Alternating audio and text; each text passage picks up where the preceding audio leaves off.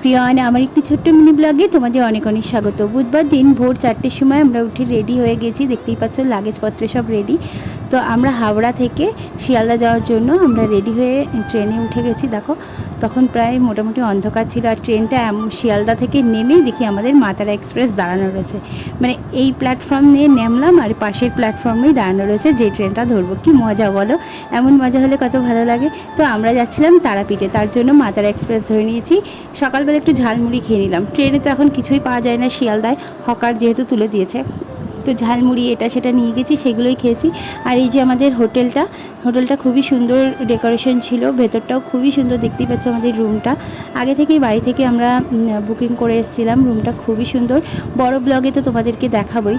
আর এই দেখো পেছনের পোর্ট্রেটটা কি সুন্দর। যেহেতু আমরা সন্ধ্যেবেলায় মায়ের পুজো দিতে যাবো, দর্শন করতে যাবো, ওই জন্য আমরা একটু সবাই নিরামিষ খেয়ে নিয়েছিলাম, ডাল ভাত। তো সন্ধ্যেবেলায় দেখো রেডি হয়ে গেছি, যেহেতু প্রচণ্ড রোদ ছিল দুপুরে, ওই জন্য দুপুরে যাইনি। সন্ধ্যেবেলা আমরা সবাই রেড শাড়ি পরে নিয়েছিলাম, ছেলেরা রেড পাঞ্জাবি গেঞ্জি পরে নিয়েছিল। তো এই যে তোমাদের দাদা ভাই আর তোজো যাচ্ছে। আর এই যে আমি বাড়ি থেকে একটা শাড়ি নিয়ে এসেছিলাম মায়ের জন্য, সব জামদানি, যেটা মায়ের গায়ে পরাবো, আমার খুব ইচ্ছা ছিল, সেটা নিয়ে নিয়েছিলাম। এর আগের বারও আমি শাড়ি দিয়ে মাকে পুজো দিয়ে গেছি। লাগে জানো তো, মনটা না একটু শান্তি হয়। আর এই যে মায়ের মন্দিরের ভেতরে যজ্ঞ করাচ্ছিল কেউ একজন।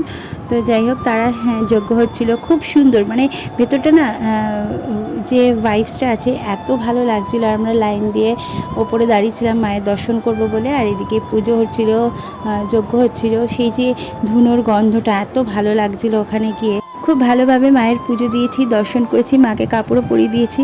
আর আমরা গিয়েছিলাম তোমার হচ্ছে দাদা ভাইয়ের মাসি আর মামার 5 ছেলে, মানে 5 ভাই আর কি। তো তাদের বউরাও গিয়েছিল, বাচ্চারাও গিয়েছিল, সবাই মিলে একটু ফটো তুলে নিলাম পুজোর পরে। আর ভিডিওটি কেমন লাগলো অবশ্যই জানিও। টাটা।